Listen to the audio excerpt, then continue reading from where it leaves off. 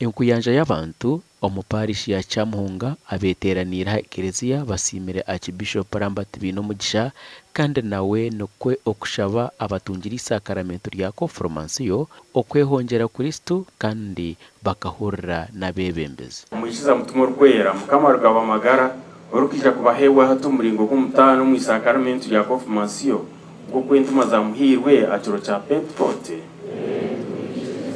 Abacho tantuje hagati yanyu muri sawanyu mba muri entamezi ineki n'umukagiro usinje nkokutata yantumire nanye nuko ndukubatuma kuyahereze kwagambira ebyo yabahuhaho omwisyo yabagira ati numutunje mutumo rwera.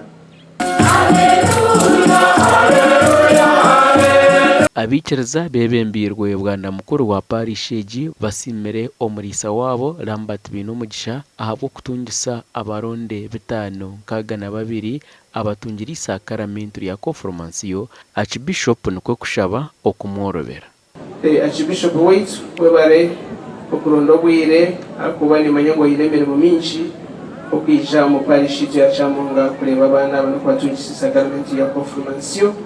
Abatunga konfirmasiyo bakiryaha ninjira ngo babejesa muhatu mwakuru mu kereziya tumwakira abana bato ekimanyisa ngo obutumwa bwanyu bwabakwasa kandi obutumwa obwe nobwo kugumisa mu kuhereza ni Kristo.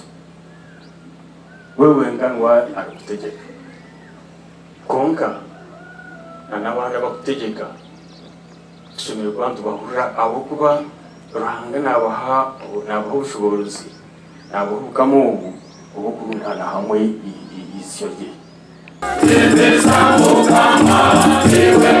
Abakristo borekere Ageihangwe okubagerizeho kutaho project zentunguka ezirahwera abakristo ahabwo burungi bwa parishi ya Kyamuhunga otwariremo na diocese ya Mbara.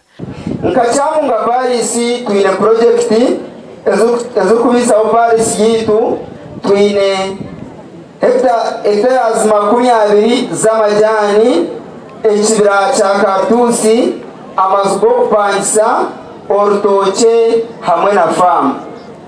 Ageihangwe asimire ebitongore hamwe n'abantu buntu abahwerire ekereziya okutunguka omurimo gwa Ruhanga guri kugenda omisho. Gashakwa Sheikh Abdulatif.